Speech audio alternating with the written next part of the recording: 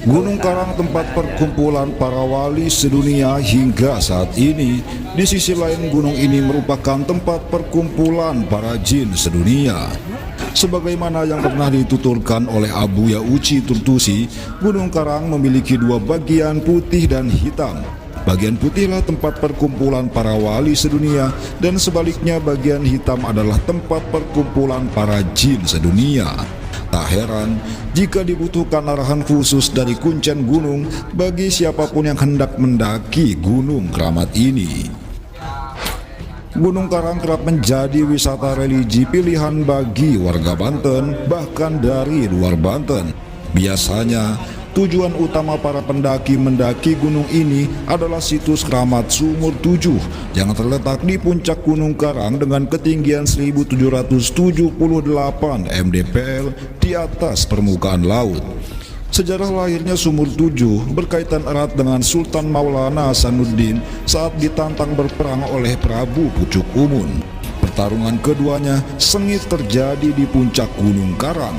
Setelah menaklukkan Prabu Pucuk Umun, Sultan Hasanuddin merasa kehausan lalu bermunajat kepada Allah untuk memohon air minum. Kemudian sang sultan menancapkan tongkatnya di atas tanah. Atas izin Allah, seketika itu keluarlah 7 mata air menyembur dari dalam tanah. Lubang bekas tongkat yang ditancapkan inilah yang sekarang disebut situs keramat Sumur 7 Gunung Karang.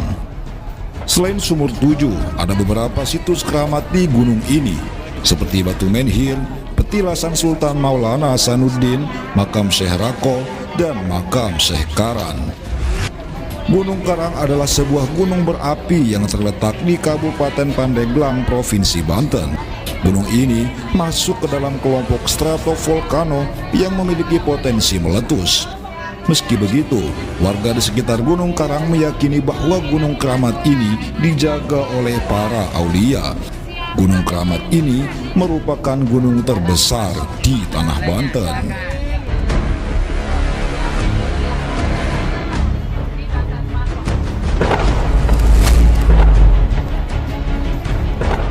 Banten di era 1500-an dikuasai oleh kerajaan Hindu di bawah pimpinan 4 orang raja yang terkenal dengan kesaktian mandragunanya. Pada saat itu, siapa yang kuat maka ialah yang berkuasa.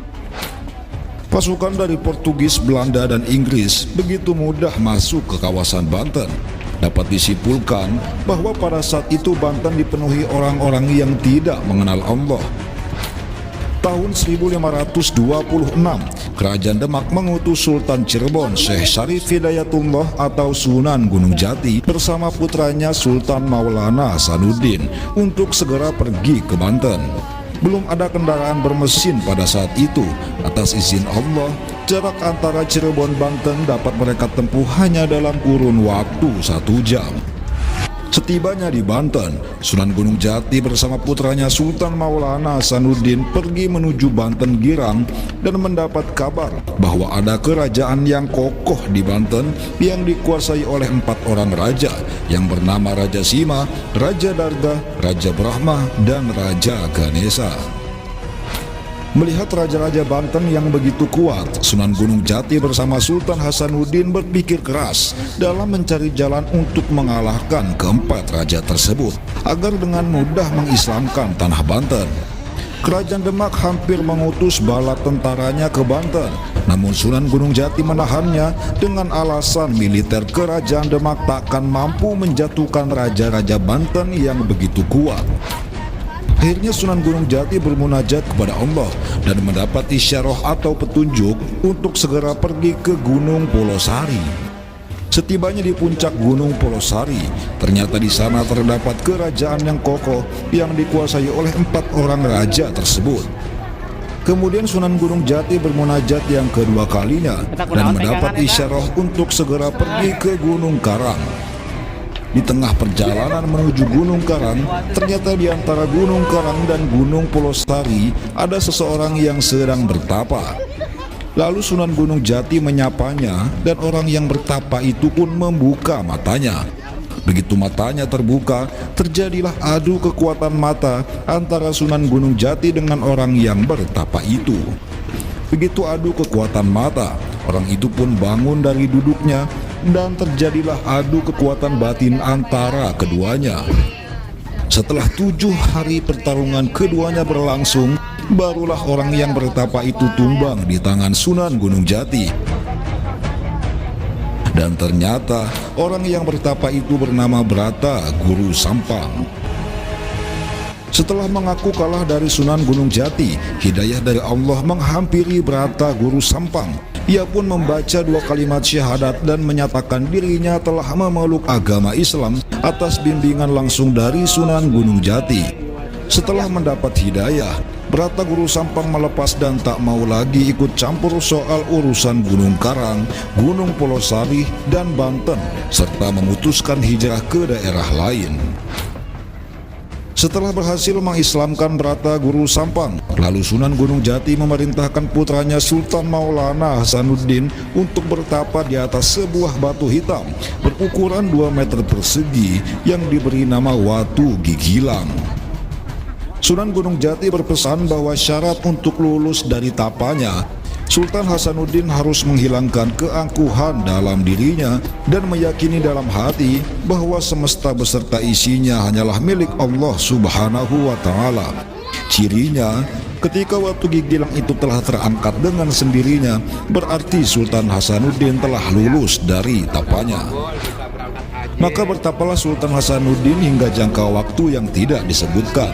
Begitu Sultan Hasanuddin terus bertapa, ternyata beliau didatangi oleh Brata Guru Sampang yang telah memeluk Islam.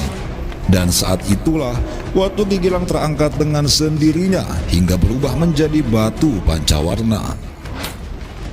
Setelah Watu Gigilang terangkat, tiba-tiba Sunan Gunung Jati datang dan berkata bahwa Sultan Hasanuddin telah lulus dari tapanya. Lalu memerintahkan putranya itu untuk segera pergi ke Banten Girang untuk melawan Raja-Raja Banten dengan membawa dan memanfaatkan kekuatan Watu Gigilang. Sunan Gunung Jati menjelaskan bahwa sumber kekuatan Banten berada di batu tersebut. Bahkan siapapun yang ingin menjadi Sultan Banten, jika batu ini tidak ada di Banten, maka tidak akan dianggap oleh siapapun. Singkat cerita, berangkatlah Sultan Hasanuddin ke Banten Girang dengan menjinjing Watu Gigilang. Kemudian mulailah kerajaan Demak mengutus bala tentaranya untuk ikut menyerang kerajaan Banten. Pasukan Demak saat itu sangatlah sedikit, tidak setara dengan pasukan Banten yang begitu banyak. Belum lagi ditambah pasukan Belanda dan Inggris yang kekuatan militernya luar biasa. Begitu berperang, 10 kali lipat kekuatan kerajaan Banten nyaris menghabisi bala tentara kerajaan Demak yang hanya sedikit. Melihat kondisi genting ini, Sultan Hasanuddin segera menghadap ke Gunung Karang, kemudian berdoa kepada Allah. Ya Allah, tidak satupun kekuatan yang aku miliki. Saat ini, tugasku ingin menegakkan kalimat Allah dan mengislamkan Banten. Dengan tugas dari kerajaan Demak dan ayahku, maka aku memohon pertolongan darimu. Atas izin Allah, tiba-tiba saja muncul 2 elemen dahsyat, yaitu air dan angin. Air yang turun dari puncak Gunung Karang menyebar ke 2 arah, satu ke arah barat dan yang satu lagi ke Karang Atu. Disusul oleh elemen angin yang muncul dari daerah Pasir Angin, datang dengan mudahnya menghantam kerajaan Banten. Singkat cerita, akhirnya Sultan Hasanuddin berhasil menjatuhkan keempat raja Banten beserta kerajaannya. Disinilah awal mula penyebaran dan kejayaan Islam di tanah Banten. Tahun 1552, Sultan Hasanuddin resmi diangkat menjadi Sultan Banten yang pertama. Beliau berkuasa di Banten dalam rentang waktu 1552 sampai 1570. Lalu tali perjuangannya diteruskan oleh putranya yang bernama Sultan Maulana Yusuf sebagai Sultan Banten yang kedua. Demikian sejarah keramat Gunung Karang yang sangat luar biasa. Jadi tak heran jika gunung ini begitu dikeramatkan oleh warga Banten, sebab Gunung Karang adalah titisan dari para leluhur Banten. Jika suatu saat timbul kekacauan besar di Banten, akan turun pasukan dari Gunung Karang untuk memperbaiki kondisi Banten. Adapun Watu Gigilang yang menjadi sumber kekuatan Banten saat ini berada di genggaman cucu dari Sultan Maulana Hasanuddin yang saat ini tidak tinggal di Banten. Warga Banten hanya tinggal menunggu kehadiran Watu Gigilang itu sehingga tanah Banten akan kembali menemukan kejayaannya. Wallahu a'lamu bissawab.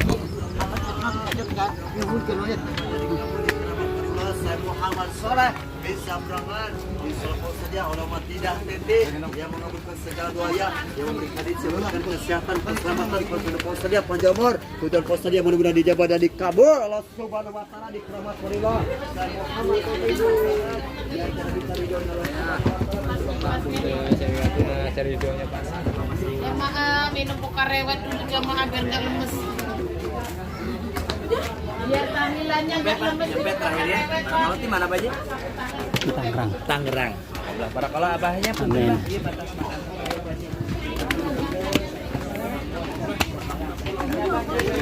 Bulan depan tahun depan dari kata ini udah nyampe ke makam Islam menang barokah nih. Udah naiknya kuat semuanya terkabul doanya. 1 menit lagi nyampe. Islam menang barokah ya, udah lancar usahanya, lancar miliknya terkabul doanya barokah selamat pos saja.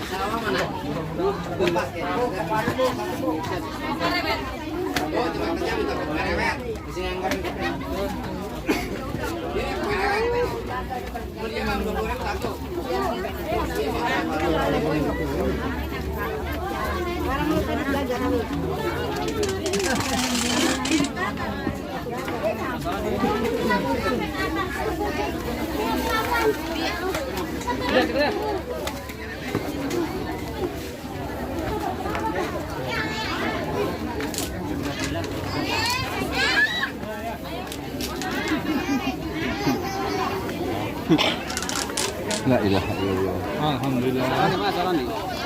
Di kiri ya, Nak.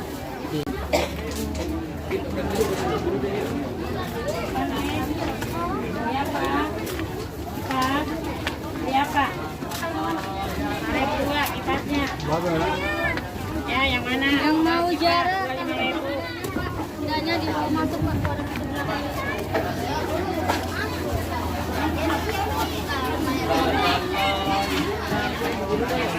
Jalan sambil jajan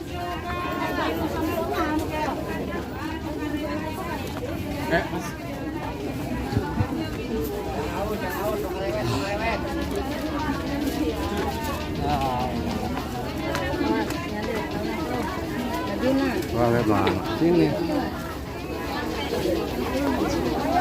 Rombongan majelis istirahat dulu.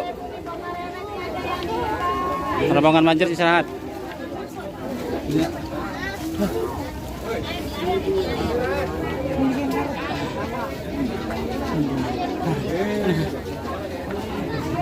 Bro, lu lagi. Keringetan.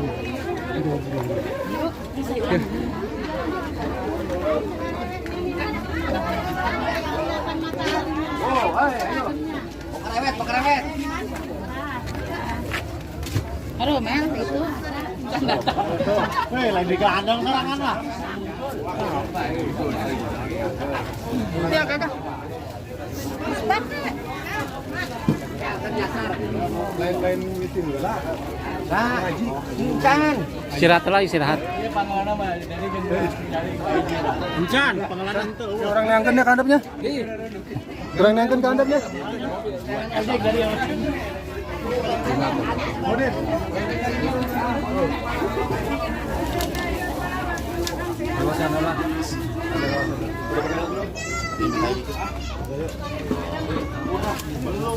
Makan siang sini makan siang.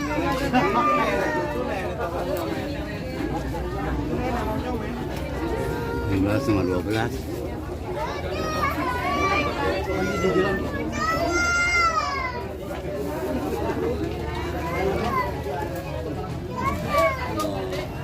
Capek, Wek? Detik mah.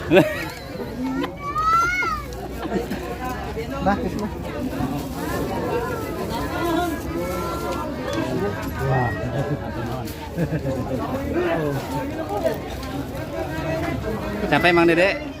Enggak sih, cuma keringet doang keluar. Keringet doang. Jangan bilang capek.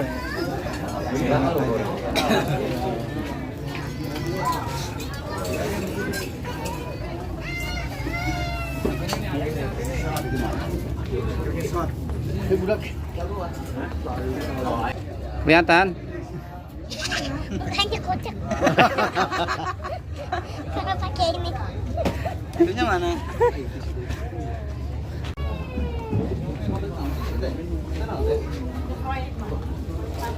Hah?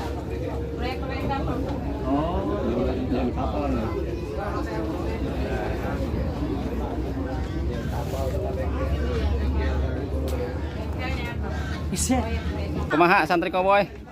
Capek tok? Alhamdulillah, alhamdulillah. Kita Alhamdulillah. sampai tujuan di Gunung Santri. Ini mana mana? Ya mudah-mudahan kita pulang nanti membawa hasil Panas ini om. yang maksimal. Cukup indah juga pemandangannya di sini. Kita melihat bagaimana masyarakat di kaki Gunung Santri. Sepertinya mereka begitu menjaga kelestarian alam, sehingga penghijauan begitu indah untuk dipandang. Terus bagaimana menurut Anda sendiri? Ya alhamdulillah. Dengan nuansa seperti ini, yang pertama kita bisa olahraga, kedua kita bisa mengenang jasa para ulama kita yang dahulu pernah membesarkan Islam. Sekarang alhamdulillah kita berada di puncak Gunung Santri, di makam Syekh Muhammad Soleh, Gunung Santri Banten. Masih kuat turunnya? Ya mudah-mudahan, tapi kayaknya masih fit sih. Kayaknya nggak ada rasa capek sama sekali nih. Mungkin punya ajian apa gitu, amalan? Ya mungkin ini berkat rahmat Allah Subhanahu wa taala sehingga kita diberikan tenaga yang fit. Emang optimis sih. Jadi emang udah dari pertama mau berangkat juga emang optimis banget bahwa kita bisa mencapai tujuan dengan kondisi yang seperti ini. Ternyata kesangan, Hah? keringetan ya, Ini bukan kesang ini. lain. Kita ini. Kita badan ini. Oke, makasih Mang Santri Koboy. Iya. Aduh, semoga kita bisa melaksanakan ziarah seperti ini lagi di tahun-tahun berikutnya dengan lebih meriah. Semoga semuanya diberikan kesehatan oleh Allah Subhanahu wa taala. Amin. Maulana Hasanuddin mah waktu dek tarung jeung rawayan jeung kitu pucuk umun rawayan boga ilmu pucuk umun teh sadeuleu matanya bisa iber eta ilmu pucuk umun dites ilmu pucuk umun mah 45 lamun geus bisa nyebrang 45 eta berarti geus lulus teh mata kuari di rawayan mah imah kudu 40 bae eta teh ilmu pucuk umun ngaranna jang leng-leng nyeritakeun ngetes ilmu pucuk umun 45 deuleu iber mun geus ngalengkah 45 berarti geus bisa diteruskeun kuari ge masih kene engke ka diterus satuntung deuleu sat iber ditandingan ku Sekolah Hasanuddin ditandinganana ngadu kotok itu mah kotok geus jago menang maleh sedengkeun Maulana Hasanuddin mah panteu mawa kotok-kotok kotok biasa cilik Maulana Hasanuddin lihat si Maulana Hasanuddin aya balokeng ya balokeng we di kieu-kieu balokeng dia jadi kotok jalak berem atuh boro-boro Kangjeng Nabi bisa si Maulana Hasanuddin lu belah dia putra daripada Sesari Pidatullah bisa nyiptakeun kotok jalak berem di balokeng takarak banuk manyar temlah kecil nama gos gitu mah balokeng itu diadukeun aku balokeng mana eleh atuh deuk kumaha elehna aja balokeng nyinganan atuh tinggal sama Maulana Hasanuddin mah mantep biasa ya kotok teh kena atuh batur mah teu jarahoeun pan nyana doang nu nyaho moal eleh kotok aing mah kajen kumaha teh bener bae lantaran nu eleh tanding kedua minggu hareup hari Jumat badasan ka di Tukangan Banten aya ka di program ya oke geus balik nu eleh menang tarung kejuaraan eleh keunana kumaha lain ilmu leutik-leutik ke ilmu kumun nah ya Soleh Gunung Santri asistenna Waalaikumsalam bangun puyang ning amat jeung amat aya naon gogo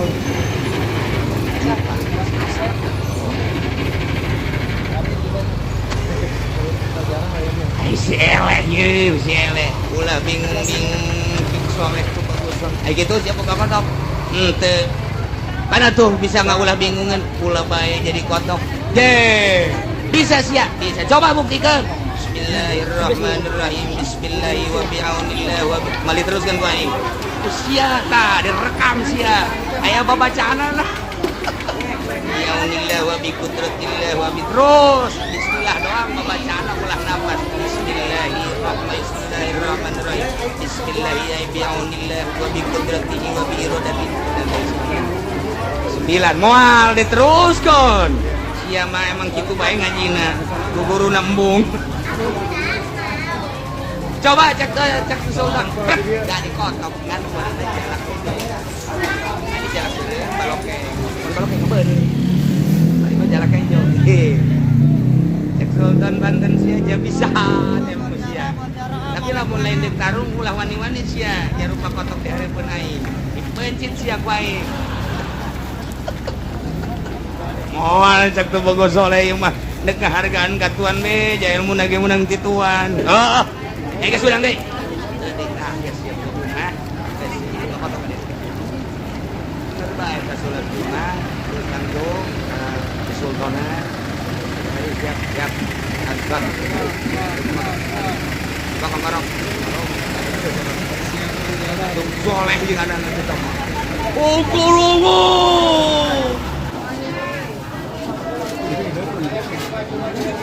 Cak Sultan Maulana Hasanuddin ulah batil lo kok kerongok aja ngadu mah ngadu ae Masya Allah waktu Tuan Syekh Sultan dijingjing ayo di kalangan gede hati moal eleh foto kain pokok nama nu eleh baca 2 kalimat syahadat tanggung jawab foto kain moal eleh ulah sombong ngelanan foto kain teh menang malena bulanan tahunan geus bake awi buta awi dempet macam-macam tah mun aya awi buta awi dempet eta pucuk umum kepercayaanana mun rumpat ka Cikupa maroga urang Cikupa tolol tah Cikupa nah diusap-usap make eta cek pucuk umum ayo ngado wah ear-earan atuh jelema sabuat kan tumplek kabeh Waduh, tuh bagus soleh. Gak ada. Itu kosorong nyaman. Itu kosorong nang tangan pan. Kotok teh pan gitu, bener enggak? Itu siapa sok ngeuleuh jing. Main kotok kabeh horenganna. Masya Allah. Nah, tidinya kongkorok pas. Iya. Iya, tuh bagus soleh. Rongok sih sekali mah. Kongkorongo. Kagetun. Sana lain suara kotok kan. Dar diaduk ke eleh heula, lain eleh semua eleh. Kapacok heula. Wah, udah pucuk umum surang. Sia lalang. Beakeun.